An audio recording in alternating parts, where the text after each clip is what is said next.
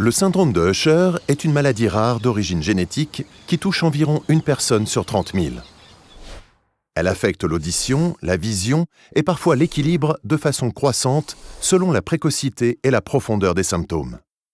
Cette maladie progresse par phase, à différents âges et avec des effets variables. On la classe donc en 3 types. Le type 1, le plus sévère, le type 2, le plus fréquent, et le type 3, le plus rare. Pour vous, médecins et professionnels de santé, il est important de s'adapter à ces patients lors des consultations. Assurez-vous que la luminosité est adaptée.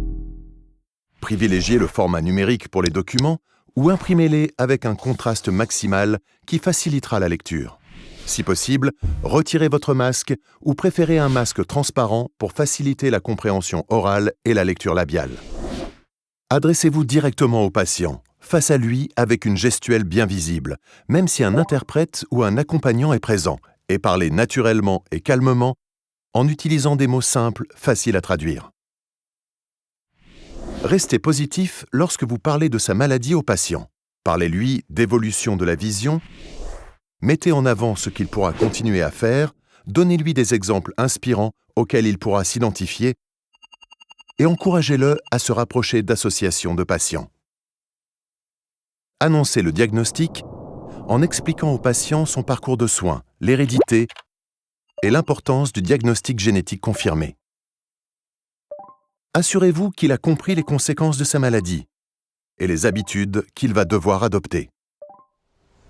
Avoir une alimentation variée et équilibrée, proscrire l'automédication, porter une casquette, des lunettes de soleil ou des filtres médicaux si nécessaire, et ne pas conduire sans l'autorisation d'un médecin.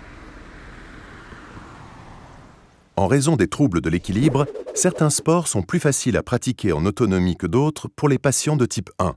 Pour pouvoir les pratiquer en toute sécurité, encouragez-les à consulter un kinésithérapeute qui pourra les conseiller.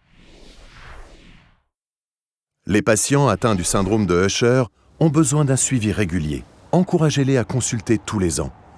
La recherche progresse à grands pas. Les experts de la filière de santé maladies rares sans gêne sont à vos côtés pour vous accompagner dans le suivi de ces patients.